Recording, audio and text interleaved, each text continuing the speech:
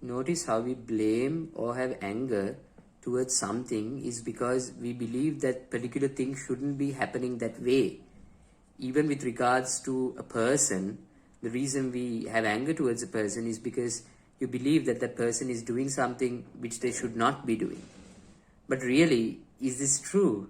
Of course, I mean, with regards to cases of like, say, rape or something, murder or something violent like that, of course, that person shouldn't be doing that particular thing. In an ideal world, they shouldn't.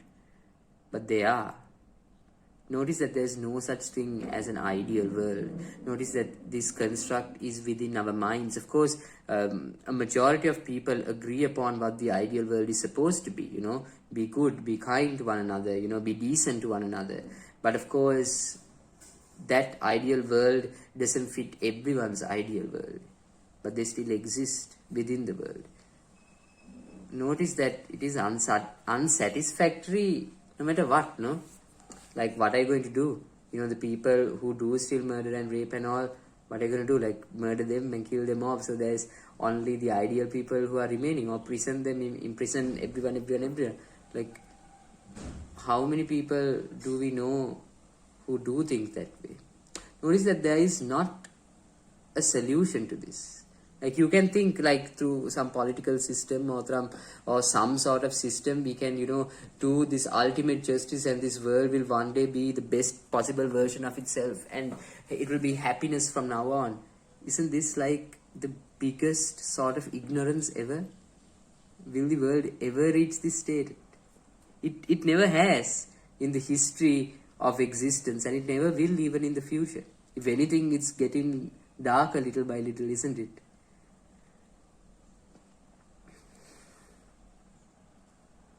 Going on this path, whenever you have moments of agitation, of dukkha, just notice why that is.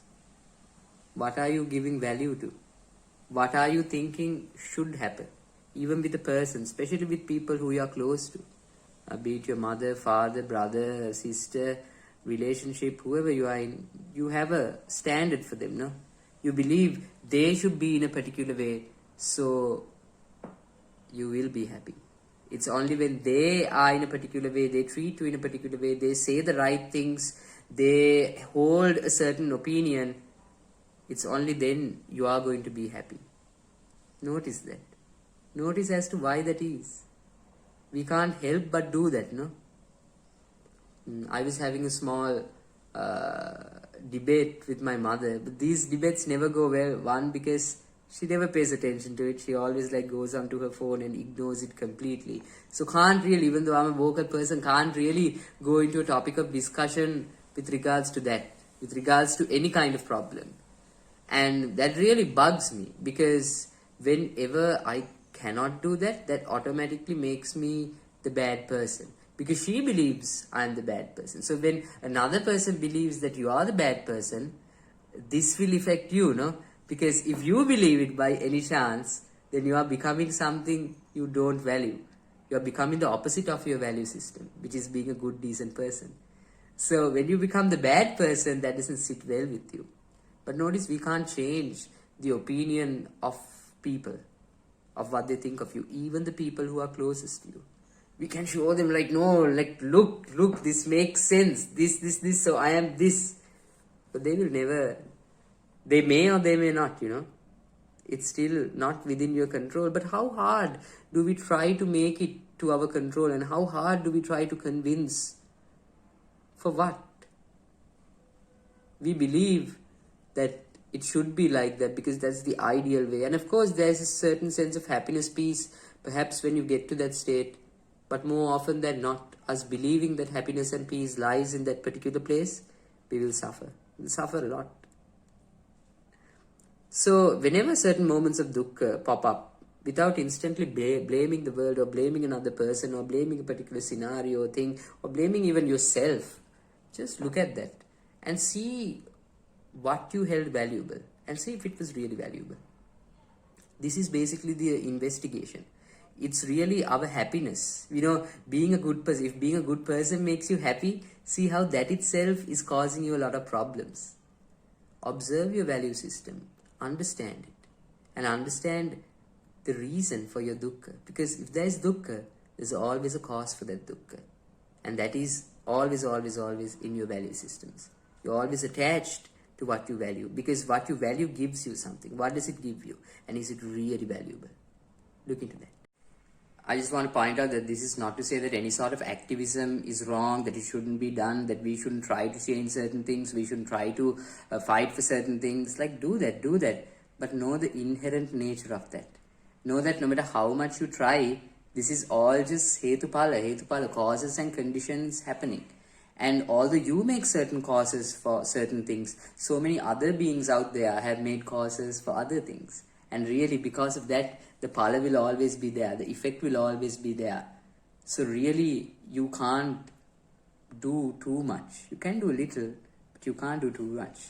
But that's not to say you shouldn't, If that is where your passion lies, do it. I mean, even the Buddha himself, he taught Sielu Loka Sielu Sattva, all beings in all dimensions.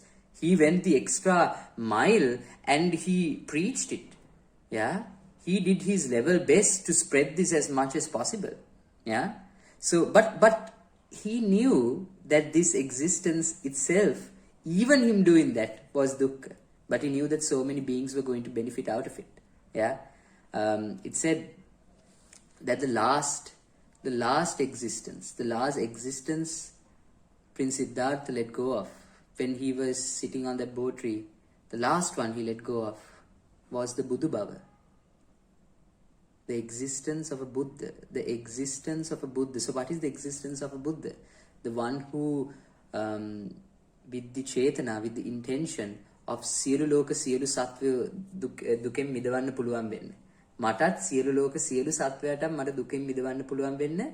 And he had that pure intention. May I be able to free all beings from suffering? Not just one life, but eons and eons and eons. Eons of lives, Billions, trillions, gazillions, uncountable amount of lives where he went with just that pure intention. And the effect of that was him becoming the Buddha. But the last thing he let go itself was the Buddha Bhava. Because even that itself, no matter how pure it was, probably the most pure thing out there, just that, even that pure noble intention was one kind of existence. Even that had to be let go of in the end. Because that itself was anicca, that itself was dukkha. But it benefited so many people. Yeah? So that's why Buddhism is not the teachings. The Dhamma doesn't tell you to just be passive and not do anything. That's really wrong, Do it. Do whatever you believe must be done. Of course, do it. But also understand the reality of it. And if you don't understand, look into it. Yeah? And even after you understand, say you do finish this path, you still have to do. You still have to live. You still have to go on. It's just that we know the world for what it is. And now we do it. Yeah? We are not living in delusion. We are not living in ignorance. So that's why I always say, it's not about convincing ourselves that it's dukkha, meka dukkha. It's about seeing that it is dukkha. It's about investigating. If something's inherent nature, for example, say there's a leaf, and the inherent nature of leaf is green, no matter how much you say it's not green, it's actually green. In the same way, the inherent nature of reality is dukkha. You just have to see it. But you can't see it with your eyes or with your mind. What you see it is with a different faculty altogether. And this is what you call prajna, wisdom. The wisdom faculty. So what you are seeing is reality for what it is. So in order to see reality for what it is actually needed is 100% honesty. Super honesty with yourself and with what you see in the world. If you are really honest to yourself, the nature of existence will reveal itself.